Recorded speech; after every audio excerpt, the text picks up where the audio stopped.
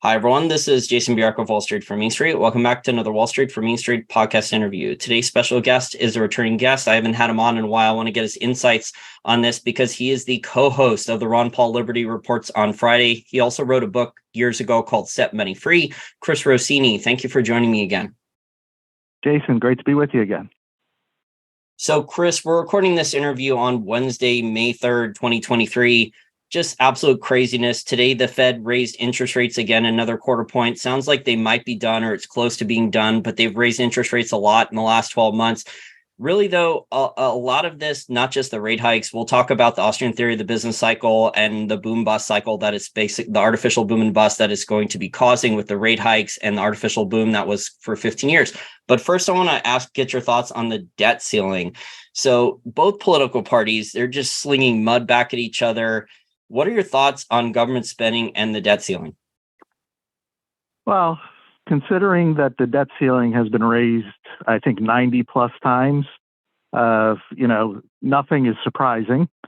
They posture, although, some factions of the Republican Party are I'm sure, serious about cutting spending, but whether or not they have enough pull is yet to be seen. But, our government, unfortunately, lives on debt. They live on the fantasy that they tell the people that we always pay our bills, have never defaulted. It's all untrue. We default on a daily basis because they print money to pay off bills. That is defaulting on your bills. And, they feed the American people, like with every other issue, a bunch of nonsense, and this is just the nonsense that goes along with the debt ceiling. So I hope that the serious faction of Republicans are able to get some spending cuts in there, because that's what has to happen. It's very fascinating and amusing to watch our government, on the one hand, tell us how they're running out of money, and on the other, they're constantly sending billions and billions and $100 billion to Ukraine. So they evidently have enough money to send to Ukraine, but, they need to raise the debt ceiling. It's all a big joke in my mind. And, we'll just see day to day how this plays out. Those are important points you brought up. So that's the military-industrial complex working their lobbyists with both political parties. There, for our listeners out there, whether it's Fox News or CNN, they both have literally they have recording studios at the Pentagon now. So the Pentagon advertises on both channels. You have like Army recruiting, you have Pentagon. So both political parties are kind of bought and paid for by the military industrial complex. Their foreign policy is essentially neocon and very, very similar. But what you brought up with the Ukraine spending, Chris, I think that's really important, because didn't the Democrats used to be anti-war, and didn't they want to cut military spending in the past? Yeah, the Democrats, modern day Democrats are nothing like Democrats from even when George Bush was running for president. And, they took to the streets against Bush's wars. But now they are pro-war, they are pro-censorship, they are anti-worker, as we saw with the vax mandates and all the other stuff. They're anti-children, again, with the vax mandates and the masks. So the Democratic Party has completely folded into, authoritarianism and even corporatism. The big corporations love the Democratic Party, especially big pharma, especially the military-industrial complex, all of these. But, Democrats and Republicans in the same way, they're very tribal, and you cannot step out of line. If the tribe says that big pharma is going to make billions of dollars on vaccines that don't work, then you keep your mouth shut. Or, because if you go against your tribe, you're going to be kicked out of the tribe. And so they keep their mouth shut. And the same thing with the war in Ukraine, $100 billion. On the one hand, you hear Bernie Sanders bellyache about the rich. And on the other, they're sending $100 billion to Ukraine. So, tribalism in this sense, when it comes to politics, is very dangerous, because they'll get you to go against what you may believe, simply to feel safe that you're part of the mob. And that's the long and short of it with the Democratic Party, at least in the modern day. And a lot of the big shots on Wall Street, the billionaires, the people who run the banks, the hedge fund managers are also hardcore Democrats. They're rich, champagne socialist hypocrites. Same for a lot of the big technology executives at Facebook, Amazon, Netflix, Google, all those guys. Yeah, I mean, I'm not a big business owner, but if I was a big business owner, just, court the Democrats. All you have to do is convince them that what you're doing is virtuous in some way, and they'll go to the point of forcing your product on other people, simply because there's some kind of virtuous, angle to your product. So they really will make big businessmen rich left and right. And, the big businessmen know how to be dogmatic or demagogues. And, they're very easy to convince. And that's just the way it is. Well, I don't know if you've seen the estimates, but it's been estimated that AOC, she's only been in Congress, 4 or 5 years. She makes around $174,000 a year in salary in the DC metro area. That's that's not too much, but her estimated net worth at least $5 million. And that's, a tiny fraction compared to Nancy Pelosi, who's been in Congress corrupt for decades. And look at all the insider trading she's getting away with. Yeah. I mean, public service is, you go into government to serve, at the expense of the public, unfortunately. And it's a shame more people don't see it. They don't make the connection. These people go in with virtually no money and they come out very rich. And they do it while blaming capitalism and blaming the big corporations while they get rich in crony capitalistic ways with big corporations. So it's, the average voter is getting swindled 1 year after another when you have the media to put out the statement on what people are supposed to believe, and then they go and they just parrot it. They just repeat what they see on the television. So again, this is how the crony corporations and the politicians, they scratch each other's backs and they both get rich at the same time.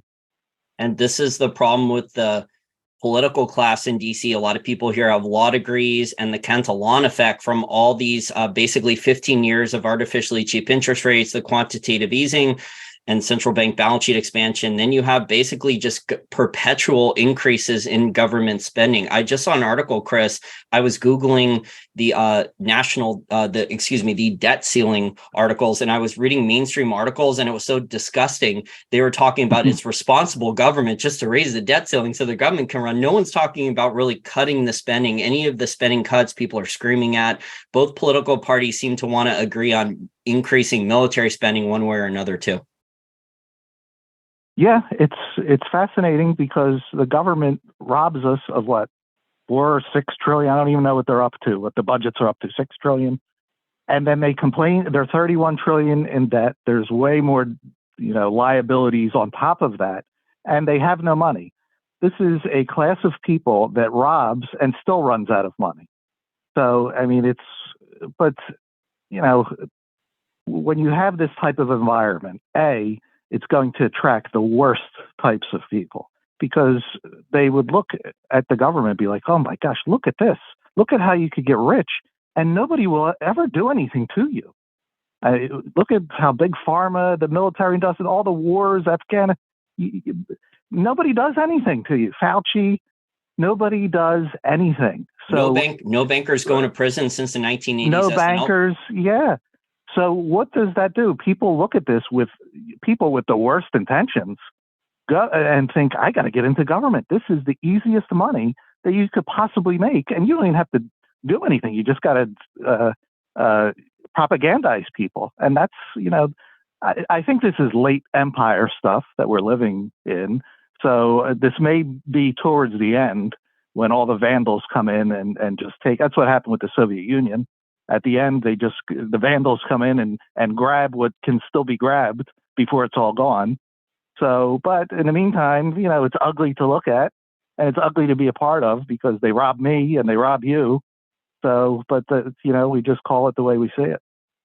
I want to give my listeners some background here in the debt ceiling. So the debt ceiling started in 1917 during World War I. Since 1960, Congress has raised the debt ceiling 78 times. That's a lot just since 1960, 49 times under Republican presidents, 29 times under Democrat presidents. What Wikipedia and some of the other articles left out is Democrats controlled Congress, though, for many decades post-World War II. So the Democrats had a very very tight control over Congress for many decades. I think the Republicans finally broke it in the early to mid 1990s. But Chris, if we go through the government spending, I mean, things are really starting to get out of hand just with a math problem, whether it's entitlements, interest payments on the debt now at these higher interest rates, military spending. I mean, most of the annual tax receipts now are covered by basically 3 or 4 expenses that the U.S. government has, whether it's interest payments on the debt, military spending, and entitlements. And that covers almost all of the tax receipts at this point. Mm-hmm.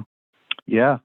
And well, you make a good point. First off, this is a two-party disaster. Republicans, they talk, they say one thing to get elected and then do the opposite. They are huge spenders, just like the Democrats, often worse than the Democrats.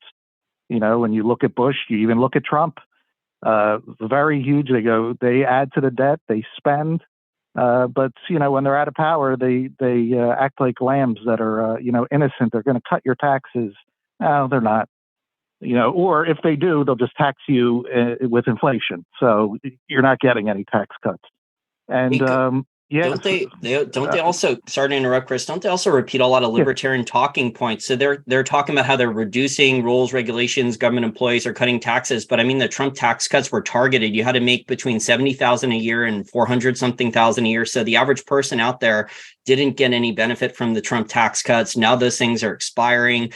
And then a lot of these Republicans, Chris, like since Ronald Reagan, they went to supply side economics. That's not free market. That's not a libertarian or Austrian school type of spending. That's really still central planning is supply side. That's right. Yes. Trump was a mixed bag. He did a few good things, a lot of bad things. But yeah, the CARES Act was the worst thing he could have passed, where they printed trillions and trillions of dollars. That was terrible. So even if you're getting tax cuts and you qualify, inflation is going to just eat it away.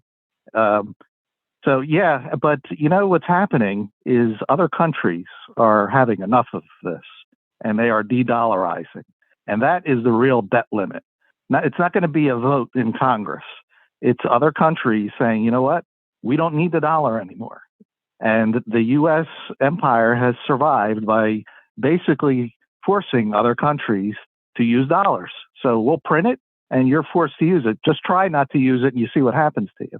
Well, that era is coming to an end as country after country, they're making deals with each other. They're using yuan, they're using this, the BRIC nations. So, and the empire is not going to be able to export all these dollars anymore to force other nations to use them. Now, this takes years. This isn't happening overnight, but it is the trend that's happening. And, because really what the U.S. government and Federal Reserve has done has not only hurt us here in the United States, it's hurt the entire world. Yeah, at the expense of the political class here in DC, Wall Street banks, hedge funds, large corporations, big pharma. So if you're a select group of people, a special interest group, a large corporation, you're tied to the political class here in DC, you benefit greatly via the Cantillon effect and the Federal Reserve Bank debasing the currency and expanding its balance sheet and lying about it, because we know this from the audit, the one-time partial audit that Ron Paul got back in 2011. So do you think then that either political party, I know Rand Paul is trying, I know Dr. Thomas Massie is trying to get another Fed audit. Do you think that that's actually a realistic goal at this point of getting another Fed audit? Now, no. They would have to have much more popular support. But that's not to say that can't happen. I just don't see it now. But there are so many positive things happening. Dr. Paul educated millions and still does. And, when I see the Bitcoin camp, what happens with Bitcoin, I do not know. But when I read the people that support Bitcoin, and there are so many of them, they understand the monetary system, what is wrong with the U.S. monetary system. So there are masses of people out there that understand that our monetary system is as bad as it gets. So these, and that if that keeps growing year after year, decade after decade, then audit the Fed will be a no-brainer, and enough support will be there. So, while it's dark right now, there are reasons for optimism in the future. We're seeing all the problems that Austrian school economists have highlighted for 100 years, basically, with fractional reserve banking since the Federal Reserve Bank was created. And then, initially the Federal Reserve Bank was only supposed to loan against collateral. That was its initial purpose. And obviously, a lot of Austrians were warning that the camel had just gotten its nose under the tent, and a lot more rules changes and bailouts and other stuff and subsidizing government was coming. But I think we're seeing the dangers of fractional reserve banking now with all the regional banks that are having problems the last couple of months. Yeah, that's right. The Fed was originally supposed to be that way, but look, so it was 1913, and then you had World War I, 1914, and then the U.S. was in 1917. That couldn't have happened without the Federal Reserve, and right away, they get into the debt monetization. So yeah, regardless of what they said their initial intentions are, what it is basically a way for the government. They can't constitutionally print money themselves, so they basically proxied it out to the Federal Reserve cartel, kind of like how the U.S. government can't censor constitutionally, so they have the social media companies do the censorship as a proxy. So that's their loophole. Whatever they can't do themselves, they'll get a so-called private corporation, and it is not a private corporation if you're doing the government's unconstitutional bidding. They just have these so-called private corporations do the bad stuff on their behalf. So yeah, the Fed has morphed into a total monster. It probably, regardless of what their intentions are, because politics is a monster. Once you give politicians the ability to print money, even if the Fed is the one doing the printing, they're going to print it for everything. They will come up with every excuse and reason to print that money, all the way up to they think they're going to control the climate. That's how crazy they're going to get. So so that's where we are. The Fed, you can't have a legal counterfeiting institution that's going to be benign. It's impossible. Yeah, I agree. And it's picking and choosing winners and losers. And the average person on Main Street, so if you're a consumer or a small business owner, you're getting screwed. You're not getting a bailout. You're not getting artificially cheap capital. The government's making it harder for you with rules, regulations, red tape, compliance costs, extra taxes. There's this new self-employment tax. So if you were a one-person or two-person limited liability company, small business, now there's a tax on your revenue. And then on top of that, there's the inflation tax, which is a stealth tax. Yeah, if the little guy always pays the price, whether it be inflation and regulation. And that is, why you do not want government involved in our economic lives. Because if you're a little guy, these politicians, they say corporations are greedy. The politicians are greedy. They're on the other side of the transaction. So if they're being lobbied, they're the ones that are taking, the bribes or whatever that they're taking in order to pass these laws that favor big corporations. So obviously, the big corporations have the money. You, as a small guy that's serving the public, do not. So the big corporations are going to go and get the laws passed in their favor to knock you out of business, number one, because you're their competitor, and to make themselves rich, number two, because how easy is it to get rich when government passes a law to make you rich? I mean, you don't even have to worry about customers. Just, convince the politician. And look at the insider trade. Yeah. Chris, and look at the insider trading. That's the news that's coming out about all the people in Congress that were trading on the inside information on all these bank stocks lately. So they knew that JP Morgan and the larger banks were going to get to buy these smaller regional banks, the assets at pennies on the dollar, and we're going to get stuck with any toxic stuff. Yes, they know what they're doing. They know who they're benefiting. And so they're going to buy the stocks for themselves. And I don't buy... I understand the sentiment that the AOC and the Matt Gaetz, they want to ban Congress people from owning stocks, but they will find a loophole. My cousin owns a stock, a shell company owns a stock. They'll get rich on the side somehow. First off, they're lawyers. They'll make the loopholes for themselves. They'll make it look like it's illegal. So the problem isn't necessarily, from my point of view, that Congress buys and sells stocks. The problem is Congress makes laws that favor one corporation over another. It gives corporations privileges, mandates. That's the problem. If you keep that, the Congress people will find a way to get rich without technically breaking the law. So, that you got to go to the root of the problem, not the effect, which is, these Congress people, piggybacking and getting rich on the laws that they make. Yeah, and this is all part of the Cantillon effect. And then people in DC have too much power, and then people aren't being arrested. There's plenty of laws on the books for fraud or other types of corruption. It's just the laws are not really being enforced for the people at the top. Yeah, there's always, this is another thing that bothers me about the left. No matter what happens, it's always some kind of law was missing. Government has to crack down. There are so many laws already that they probably can't even keep track of them, know they exist, and don't even enforce them. But it's so easy to just, Elizabeth Warren will come out and we got to do this, blah, blah, blah, and it means nothing. You're just adding to the pile of nonsense. What needs to happen is for you to go away and stay out of our lives so that we can live it, and not put these, laws that are going to do absolutely nothing just to make, the people that are victims out there feel good that something is actually happening when nothing is happening.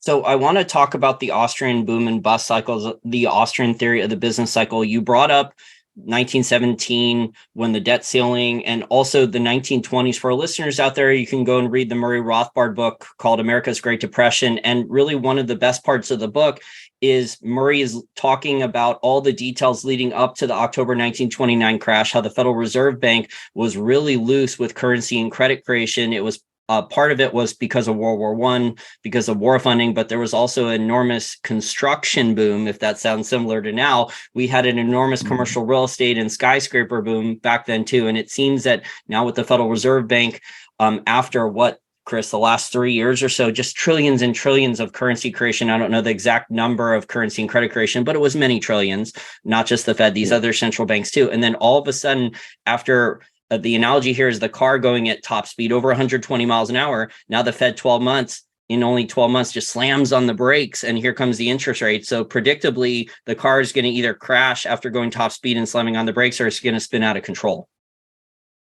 Yes, the Federal Reserve is a price fixer, meaning the market is not allowed to work. So if interest rates are supposed to be higher, they hold it at 0% for 15 years. And, all these people go get loans that is printed money, and then they go into the economy and then start bidding up prices. Now, investment is supposed to occur when people save, meaning they restrict from spending. But that's not what happens. People are spending money, going into debt, no savings, and all these capital projects, all these big intensive projects are started at the same time. Now, we live in a world with scarce resources. So you have everybody bidding on these scarce resources, driving up prices. So then the Fed has to come in and then slam on the brakes, which is what they're doing now.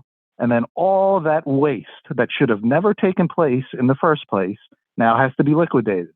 And of course, people are going to be upset. They're going to be upset with the Fed. How could you do this? The problem is not what they're doing now. The problem was fixing rates at 0% for 15 years. That's what created the problem. This is going to return us to reality, but people don't want to hear that.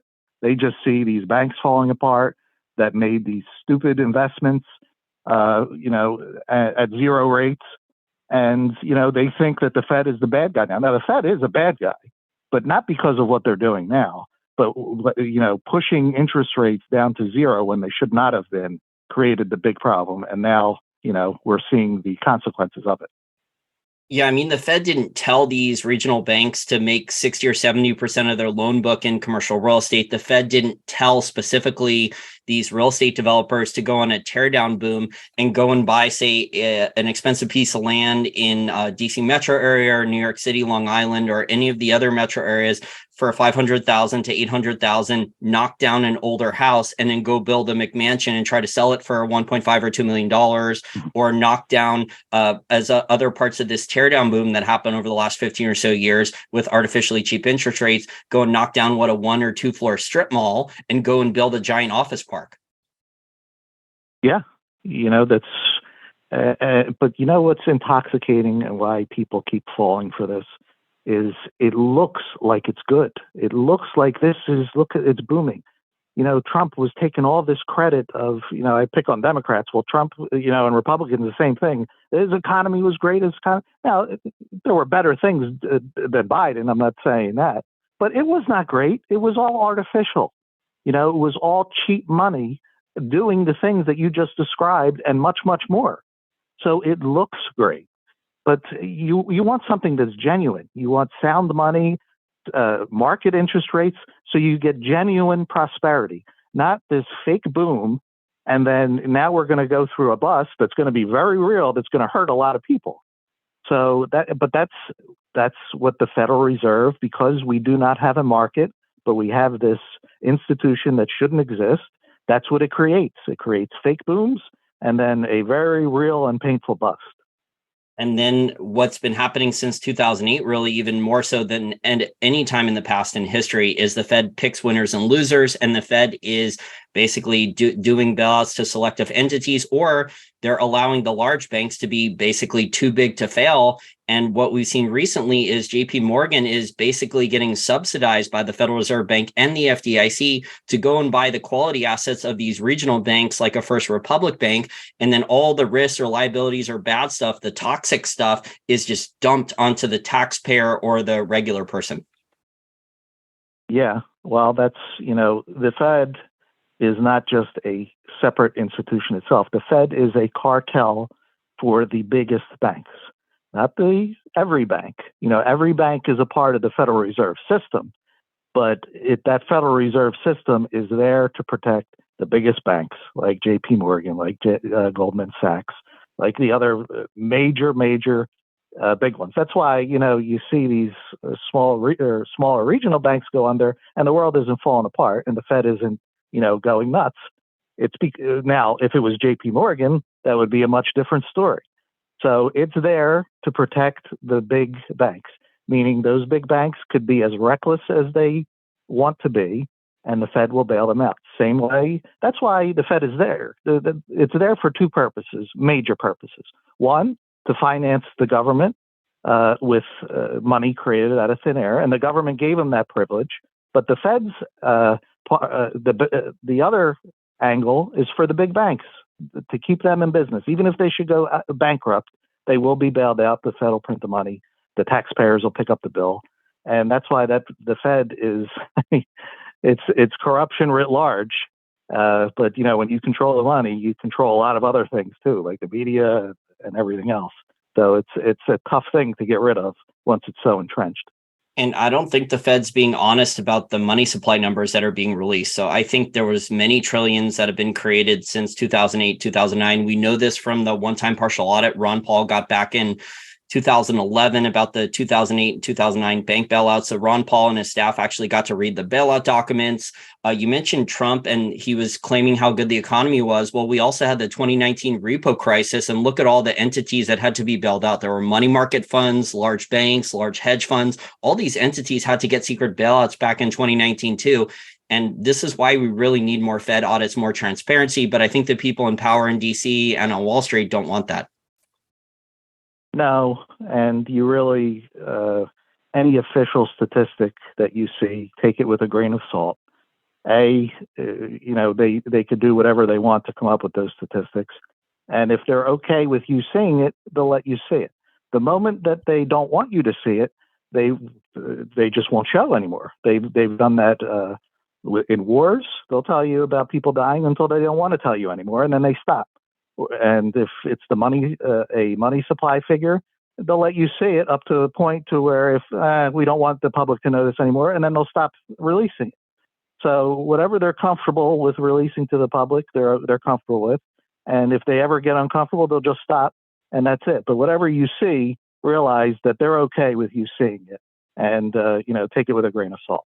I interviewed Austrian school economist Yuri Maltsev, who is a Soviet Union defector. He worked in there as a PhD economist. He worked in their economic propaganda department decades ago. He was telling me the Soviet Union, I think, had 3 sets of accounting books that even the high-level people in the economics department, even the really high-level people, didn't get to see one of the copies of the real data.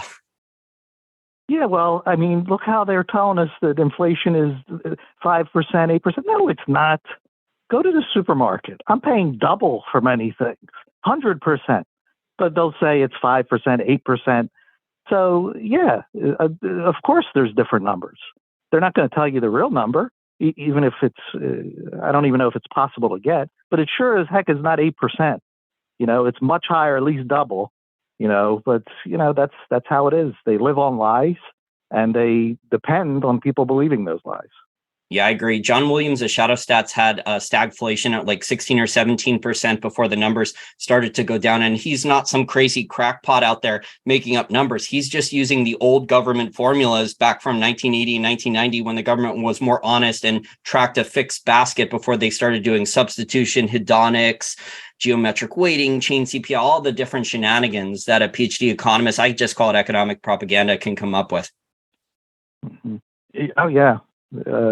People should check out his work.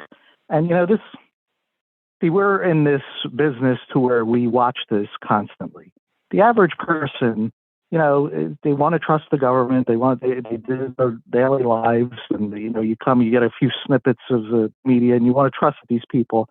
But, hopefully after COVID, after all the wars, people are, the media, the censorship, social media censorship, it's time to just face the fact that these people are not our friends. It's a shame. They should be public servants. They should be there to uphold the rule of law, but that's not the way the world is at this moment. So people shouldn't, fool themselves into believing, what they want to believe. Just face it the way it is. These people are, they're getting us from every angle. Whether it's medical, whether it's war, whether it's financial, whether it's regulations, inflation, food. I mean, you name it. There's a government aspect that's tugging away at your life and your standard of living. So, I think more people are waking up to that fact. It's just they don't know what to do. The first thing is to just stop believing them. That's and that's a very hard thing to do. But, once you see them with their mask off, it becomes a lot easier. I agree. There's just constant lies, spin, and hypocrisy out of the people in the DC metro area. I mean, you've had Janet Yellen say recently that the banking system is sound. Jerome Powell is saying that the banking system is sound. Janet Yellen said only a couple of years ago there would be no more financial crises in her lifetime. I mean, the levels of lie, spin, and hypocrisy, they wouldn't admit until recently that there's a recession, despite, stagflation, taxes, record credit card debt, savings declining. So all corporations are firing like crazy. I mean, there's just countless examples of how the economy is not doing well right now. No, it Ron Paul called it an empire of lies. It's really what it is. It's really fascinating. These people are not like you and me. Their job is to lie every day. I don't know what that's like, but they do, and they're obviously okay with it, but at the same time, the mainstream media is suffering. CNN, BuzzFeed, Vice, they're going out of business. People are slowly, Fox News, after what they did to Tucker Carlson, getting hammered. So the American people, as gullible as we can be, are smart at the same time, and do not want to be lied to repeatedly once it's over and over. So these are good signs. It's just when you go on the internet, if you're not getting it from TV, there's enough danger there too. Because if you go to the news stations on the internet, you're just it's a push. You didn't go anywhere. You're still being lied to. And people at the voting booth, I mean, the bureaucracy in DC doesn't really change that much. There's a few political appointees at the top, but you're not voting out the bureaucracy that's choosing to either enact or not enact policies here. The bureaucracy is entrenched. Their government budgets are fixed. I think, isn't government budgets the majority, around 80% of the federal government budget's locked in for the next 5 years, Chris, right? Yes. I mean, I thought it was 70 something, 80, 70, 80. It's close enough. But yeah. So it's really, and those are the big, they made these promises that I don't know, they can't keep them. Whether it's, there's a lot of people that are expecting from the government that may have a rude awakening one day. What do you mean? You can't. Now they may print the money, so you'll get your money, but what it can buy is another story. You're buying a lot less. You're getting your government check that you were promised, supposedly, and but you find yourself buying a lot less. So the worst thing to ever do is trust the government. Unfortunately, there's generations of people who have done so, and it's a shame. That's all I can say. Well, wasn't Social Security, when it was first created, the average life expectancy was only a couple of years after age 65. So, I mean, initially it was just created as a kind of an additional payroll tax for the government to collect. They said it was for savings, but that really wasn't true, because when people were old enough to retire and collect Social Security, their life expectancy was only a couple of years after that. Yeah, that's, they probably got people, it sounded good at the time. People tend to think about themselves and their own generation. But, that Social Security fund, there's nothing there. There's no envelope with your name on it that you think that you put away money. And government, I gave it to the government all these years. They put it aside for me and they're going to give it back. No, the government spent it. There is no money there to give you. So, and that's what I mean. They may print the money to give you, but that's not a good thing. You'll be spending $10 for a loaf of bread, $20. So you get your money, but look what happened.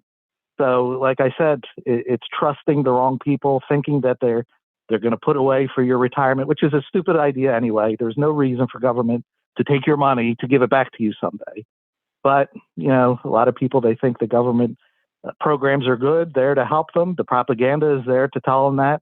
They buy it, and then, they find out later that it was, you shouldn't have believed them. And this is how you end up with all these taxes in your paycheck that take out so much of your paycheck, with the payroll tax, Social Security tax. I mean, people complain that their take-home pay after taxes is very low. Well, this is decades upon decades upon decades of people voting for these types of policies or voting for politicians that enact these types of policies. And this is why you see so many people leaving California now. I mean, California, New York, New Jersey, some of these states have been doing this longer than anyone else. And this is why so many Americans are fleeing to other states. Yeah, it never ceases to amaze me. I just saw San Francisco, another company. These companies are leaving. They're losing billions of dollars, and yet they never change. They never think that it's their policies. But you know what? That's how it is with like socialist countries. They don't change. They keep doing what they're doing. Don't you see? You're chasing everybody away. They're going to Texas. They're going to Florida. They'll come up with some stupid reason blaming them, and that'll be it. And they'll just keep doing what they're doing. It's a shame. They just keep digging deeper holes for themselves without seeing it's you. You're the one doing this, and they rarely come to that conclusion somehow. I don't know. Well, it's also the people that are voting for it, because I think a lot of those people aren't going to learn from any of their mistakes of voting. They're going to end up voting for the same policies in the new states they move into, and then those states are going to eventually, because I think, aren't you from the New York, New Jersey area too, Chris? And I believe at one point, many decades ago, New Jersey was actually, a lot of New Yorkers fled from New York to New Jersey because New Jersey had very low taxes and very, very low rules and regulations. But over the decades, that changed a lot. That's I don't know the history of that, but that's amazing, because New Jersey is not that now. New Jersey's it's one of the New Yorks and Californias, Well, and, California used to be low tax too. I grew up there. Yeah. California, many decades ago, California, a lot of people moved to California because of the land of opportunity, lower taxes, kind of the Wild West. There was a lot less rules and regulations. People could be more creative out there. And then, now California is just a disaster. It's basically run very similarly to Italy or Greece. Yeah, it's, but this seems to be a cycle with people. It's not the location itself. I mean, Argentina, I think Cuba, these were, wonderful places until the bad ideas come in. The bad ideas are so intoxicating, and people want them. They think they're going to get something for free, or at the expense of the rich, or at the expense of anybody else. And there is no free lunch. And and then year after year, decade after decade, it turns into what it is today. And that's how it goes. But fortunately, there are always pockets of freedom somewhere. Today, it's Florida and Texas and other southern states that are attracting lots of people that want freedom, relative freedom. You're not going to get freedom in the United States. That's a silly idea. But relative freedom, and good things happen. DeSantis ended up being a hero, and thank goodness for going against the tide. Look at all the states that kept those COVID policies in place, even though people are like, "Oh my gosh, go to Florida! Look at Florida; they're walking around no mask, this, that." But all it takes is one courageous guy to do the right thing, or gal to do the right thing, and it makes all the difference, because it shows that those 48 other states were full of it, and that helped to bring about change. And what if DeSantis didn't do that? Would we still be in lockdown? You don't know, but so fortunately, there's enough. Even if you have a small pocket of freedom, it can make a huge difference. As we wrap up here, I want to get your thoughts on the Fed's balance sheet, because I'm looking at, as you discussed earlier, the lack of U.S. Treasury demand from China, Japan, Germany, and those are the normal buyers of U.S. Treasuries. And then I'm looking at the spending that's out of control from both political parties in DC for interest payments on the debt, entitlements, military spending. The math just doesn't work at this point, Chris, unless the Fed starts lowering interest rates, because the U.S. government, the interest payments on the debt are around $900 billion a year, and they're heading a lot higher. Do you think the Fed's balance sheet is going to have to expand enormously above $9 trillion then? I don't know. I can't answer that question. It all depends. I personally think that the Fed is basically in a war against the big spenders in the government. I mean, if you look at who's mad at the Fed, the Elizabeth Warrens, the Janet Yellens, these are Davos type people. They're big. They just want to spend money at 0% interest rates. I don't think the Fed wants that. And that's, I think, why Jerome Powell has raised so quickly. I think it's the fastest raise, on record, I believe. So I don't think he wants the government to stay on this course. And him raising rates, again, I don't believe the Fed should exist, but him raising rates is choking off all of the malinvestment and all of the big spending, and all of the big spending ambitions, at least, because now he's making it unprofitable to even borrow. So he's doing a good thing, by raising rates. I know it's painful watching banks go under, but they did stupid things. Shouldn't banks that do stupid things go under? In a market, they would. I know we don't have a free market; we have a Fed, but he is doing the right thing by raising rates. So I guess we'll see what happens. We could take it one Fed meeting at a time. Yeah, textbook for capitalism, you're supposed to allow bankruptcies, but really since 2008, we've had all these bailouts, rules, regulations, covert bailouts, the stuff in the repo crisis, the stuff in 2020. So there's been at least 3 large instances in 2008, 2019, and 2020 with just we don't know the exact number, but there's many, many trillions of secret covert bailouts for banks and hedge funds and these types. So it would be nice to actually allow banks to fail. But then when you hear the people talk about 2008 and the mistakes they made, a lot of the people in the government, whether it was the former Treasury Secretary Hank Paulson, who was former CEO of Goldman Sachs, or other people in the Treasury Department and government, they're saying it was a mistake to allow Lehman Brothers to fail, to actually allow a bank to go bankrupt. Of course, nobody wants to go out of business. I get that. But if you're supposed to go out of business, the market's saying you have to go out of business. You're wasting resources. We don't live in the Garden of Eden. We don't have unlimited of this or that, or labor or time. It's not unlimited. So it has to be profitably allocated. You're doing it unprofitably. You should go out of business. That's, and the market is, when I say market, it's not like a person. It's just the reality of profit and loss. So nobody wants to go out of business. And once they start, they run to the government, save me, save me. And what they'll do is they'll save you by printing money. And then it'll be 2023 and you have 3 banks go under, and it's already bigger than what happened in 2008. So they kick the can and create a bigger problem years later. They solve nothing by printing money. So you have to let the businesses that are supposed to go out of business, that are wasting resources, that are unprofitable, that are tied up in all this woke garbage. If they have time for this woke stuff, that is as unprofitable as it gets. That needs to go out of business. So, hopefully Powell keeps raising to just flush out all this woke nonsense so people don't have time to waste on it anymore. We'll see what happens. I mean, it sounds like the Fed might be done with interest rate increases. I think the Fed's balance sheet's headed. I don't know if it's in the short term, if it's going to increase a lot, but we're going to see a lot of bankruptcies from these regional banks. The commercial real estate bust, Chris, is really just starting. I think it's only the first inning. I think there's going to be a lot of problems there, and it's going to create a lot of job losses and loss of tax revenues.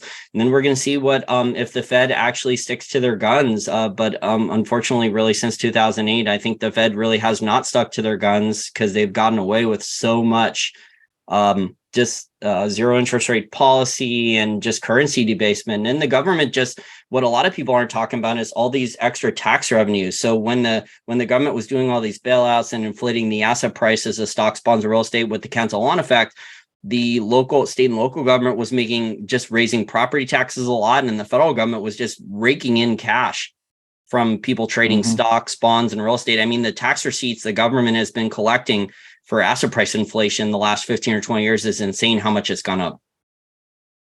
Yeah. And, you mentioned that there's going to be a lot of bankruptcies, and that's unfortunate, and it's true. And that's why you have to feel for the average person who, they're just going and getting a job. They don't know that their job is in a company that's doing, that's unviable, and the Fed makes it possible to fund the unviable. So you got to feel for the people that lose their jobs because of this.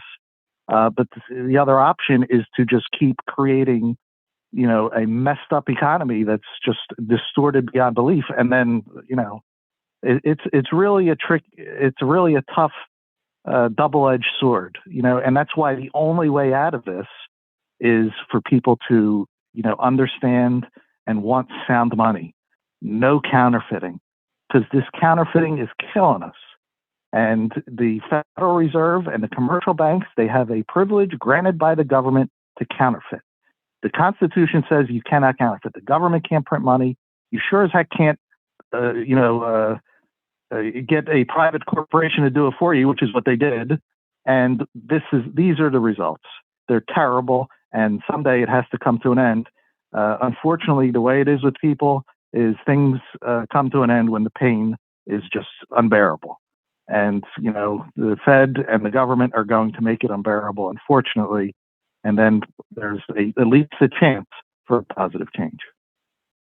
And if you study history, the history of deflation after bankruptcies and prices fall, money supply contracts, normally there's a recovery, and then the economy resets, prices reset, labor resets.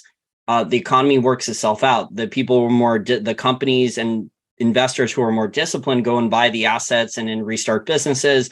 The government has really gotten, because of central planning and bailouts, has really gotten way too heavily involved in this. We have so much central planning now that government spending, depending upon how you measure it with GDP here in the US, is around 50% of GDP, but other countries, it's way over 50% of GDP. I mean, this is not allowing free market forces, bankruptcies, deflation. If you study Austrian School of Economics, Chris, deflation doesn't seem so bad. Yeah, it's bad for 12 months, 18 months, but that's a recession or depression. In the past, these recession or depressions were only bad for 12 or 18 months.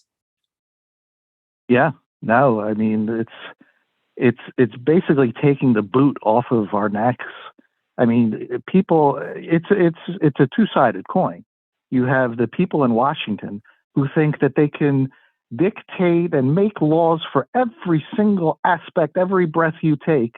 And then there's people that want that think, yes, make a law to do this, make a law. There's a lot of little petty tyrants out there too. We saw that with COVID. There's plenty of petty tyrants. So this is not what the role of government should be. It's not. They have no idea. They don't know your local situation, my local situation, and you can't just make one rule that applies to everyone. Look at what they did. I keep mentioning COVID. This was a textbook example of why government should be out of our lives. They made these big rules that apply to everyone, and it was a total disaster. We are individuals. We are not robots. That you just make one rule and all the robots will do the same thing. We're all in our own environments, making our own decisions by the second with what we have, the cost of things, what should we buy, what should we not buy. They have no clue. And that's why central planning, socialism always fails.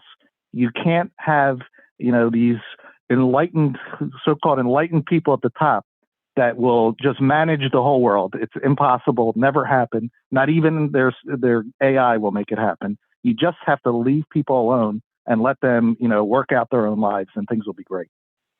And as you pointed out earlier in the interview, this is typical textbook end of empire behavior. So you mentioned the Soviet Union. You could talk about Chinese dynasties, the Mongolian Empire, the Roman Empire, the British Empire, these types of things with an entrenched bureaucracy, reckless spending, currency debasement, taxes, bad rules, regulations, policies, spending on wars and empire building, welfare warfare states. All these things are typical end of empire behavior. Yeah, and they're all gone. That's, if there's one thing about empires, is they disappear. Ours is, you can tell that it's not. It doesn't win wars. They don't even know why they fight wars. They just do things. They just do in the moment what you think feels the best, and they're doomed. Chris, I would say a lot of these wars for decades now are not even fought to win. They're fought to basically for the military industrial complex to sell old inventory to another country. Yeah, no, absolutely. That's happening in Ukraine now. There's, they're all the corruption and all the grift that goes on. Yeah, they get rich off of it. Look at what Big Pharma did. They got tens of billions of dollars, and then you find out they don't even work. I mean, what a way to make tens of billions. And you can go to work every day, and it's just handed to them by mandate and by fear. Well, Trump and Congress, not only that with the government contracts and the profits, Chris, with the vaccines, but Trump and Congress also gave Big Pharma legal protection so they can't get sued. If your life or career is destroyed, you cannot sue them in a class action lawsuit to make some of your income back. You're just financially ruined, as well as your health. It's amazing. It's amazing. And you have people who say, oh my gosh, if we didn't have government, it would be chaos. Well, take a look. You have the biggest government in the history of the world. No government has ever been as big as ours. And look, it's chaos. There's no law. There's two sets of laws. The Constitution only applies if the people in power feel that it implies. Otherwise, you just ignore it. And then there's all of these ways of getting rich with immunity, and nobody could do a thing.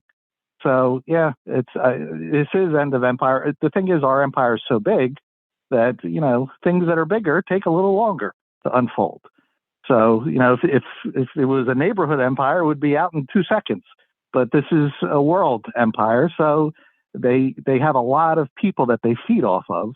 So it takes a little longer, but they obviously have no principles, no direction, and our country was never meant to be an empire. It's supposed to be a land of liberty, land of the free. Not we're going to go turn Iraq into a mini U.S. where we'll put a McDonald's at every corner. A, that's a stupid idea that'll never happen, and it didn't happen. And B, all they did was rip us off for $6 trillion in trying their stupid idea. So, that's where we are. But we got to keep the ideas of sound money and freedom alive, and whatever we can do in our lives and in future generations, they could help rebuild what the empire has destroyed. Yeah, end of empire. There's just so much waste, fraud, corruption, and abuse by the system at all levels of government, but especially at the federal government level here in DC, all these government agencies.